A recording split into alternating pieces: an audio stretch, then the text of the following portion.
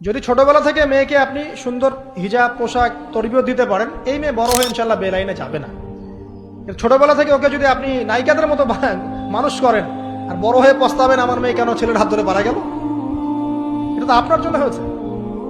ছোটবেলা থেকে এই সন্তান অনুশাসনটাকে ঠিক করতে হবে। ওই যে বললাম, পিতা মাতা যদি দিনদার মুত্তাকি পরিষ্কার হয় তাদেরকে দেখেই সন্তান শিখবে। আমরা যখন সেজদা করি আমাদের ছেলে মেয়েরা পিঠে উঠে আসে না? ওরাও দেখবেন সেজদা করার ট্রাই করে না?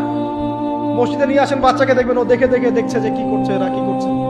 ও তখন নিজেও একটু হাত পাতার চেষ্টা করে, এমন করে দাঁড়া থাকে, খেয়াল করে নাই? হাত তুলে।